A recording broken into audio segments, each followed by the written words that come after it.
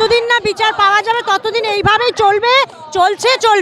Police পারে না এরকম কোনো জিনিস নেই, গর্ত থেকে কবর থেকে খুঁড়ে বার করে আনতে পারে, কিন্তু তাদেরকে সেই অধিকারটাই দেওয়া হচ্ছে। ইচ্ছা করলেই বিচারটা পাওয়া যায়। একটা ছোট ছোট বাচ্চা জানে কিভাবে জিনিসটা করা হয়েছে।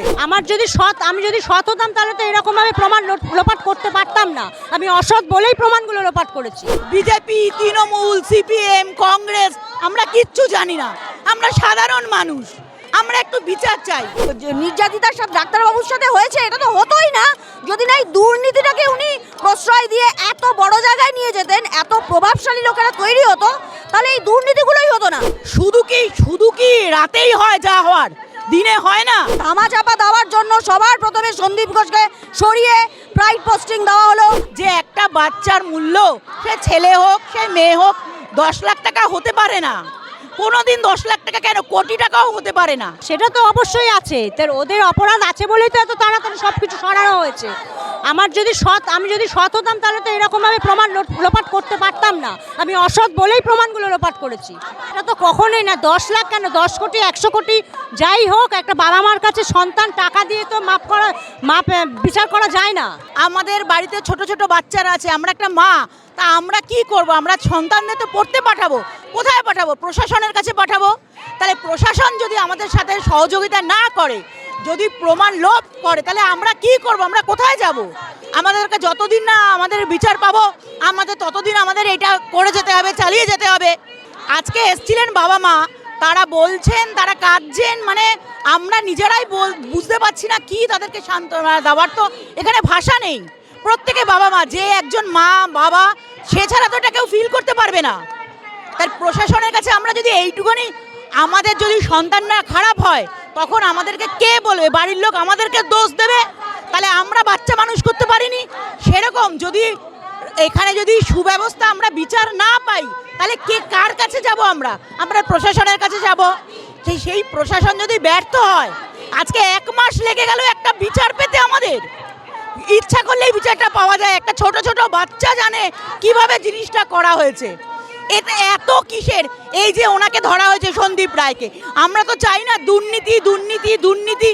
এত দুর্নীতি দিয়ে আমরা তো জানছে দুর্নীতি, টাকা দিয়ে তো হচ্ছেই, চলছেই, কিন্তু এত যে দুর্নীতি, তার জন্য তো আমরা এই পথে নামিনি।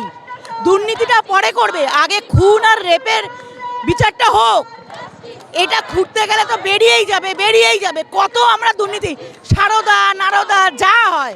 আমি তো কোনো পার্টির নই, আমি একটা সাধারণ খাই দাই, বাড়িতে ঘুমাই, বাচ্চা মানুষ করি। আমরা তো বিচার চাই, আমরা তো আর কিছু চাইনি। এইখানে বিজেপি, তৃণমূল, সিপিএম, কংগ্রেস, আমরা কিচ্ছু জানি না। আমরা সাধারণ মানুষ, আমরা একটু বিচার চাই। আমরা তো আর কিছু চাইনি। আমরা রাস্তায় বসে আছি, রাত্রি 2টো বাজে।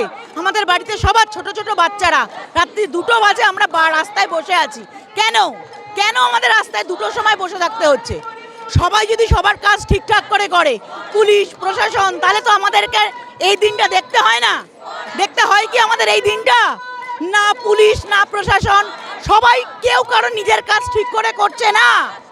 আজকে ঠিক করে কাজ করলে আমরা রাস্তায় বেরোতে ভয় পাই। মেয়েদেরকে বলবো ওখানে যাস না, সেখানে যাস না।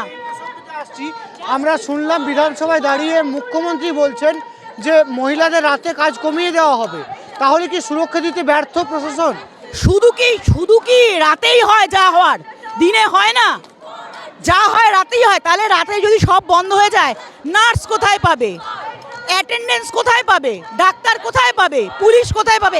এই যে ছোট ছোট বাচ্চা মেয়েগুলো পুলিশ হয়ে ঘুরে বেড়াচ্ছে, ওদের কি আছে? ওদের কি কোনো সুরক্ষা আছে? বলতে পারবে?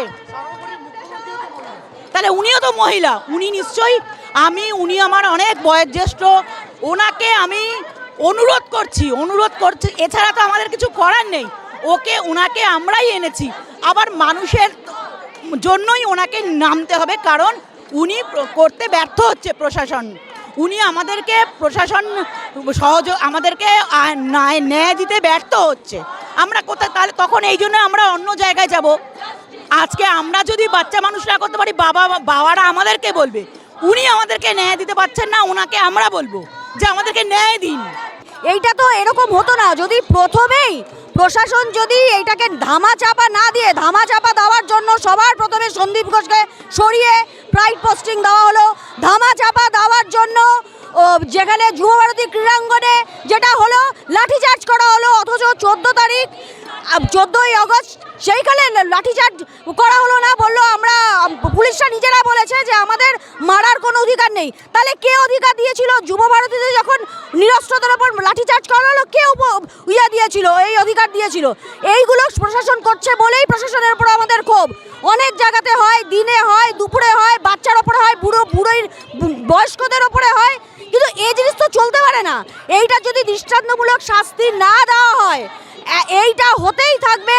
এইটা নারী পুরুষ নির্বিশেষে সবাই যেরকম এখানে এসেছে, রাত জাগছে, দিন জাগছে, ভোর জাগছে, যতদিনই না বিচার আসবে ততদিন রাস্তাতে আমরা বসে থাকবো, শুয়ে থাকবো, খাবো, সব কিছু করবো। প্রশাসনকে এগিয়ে আসতে হবে, মুখ্যমন্ত্রীকে এটার একটা দায়িত্ব নিতে হবে। আমাদের পৃথিবীতে আমরা ভগবানকে মানি, কারণ ভগবান সবার ওপরে।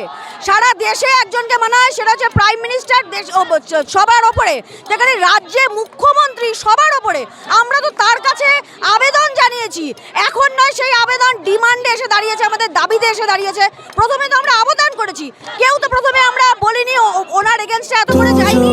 যখন দেখছি একটার পর একটা বুমেরাং হচ্ছে ওনার প্রত্যেকটা ডিসিশন, ওনার কল রেকর্ড থেকে শুরু করে সব কিছু যদি দেখা হয়, আসল সত্যিটা বেরিয়ে আসবে। এই যে দুর্নীতি চলেছে, এই যে আজকের 1 মাস আগে যে এই জিনিসটা নির্যাতিতার সাথে ডাক্তারবাবুর সাথে হয়েছে, এটা তো হতোই না যদি না এই দুর্নীতিটাকে উনি প্রশ্রয় দিয়ে এত বড় জায়গায় নিয়ে যেতেন, এত প্রভাবশালী লোকেরা তৈরি হতো, তাহলে এই দুর্নীতিগুলোই হতো না। কেন এখন বলছে উত্তরপ্রদেশে এরকম হয়েছে, গুজরাট এরকম হয়েছে, কোথাও এরকম হয়েছে আমরা চাই না।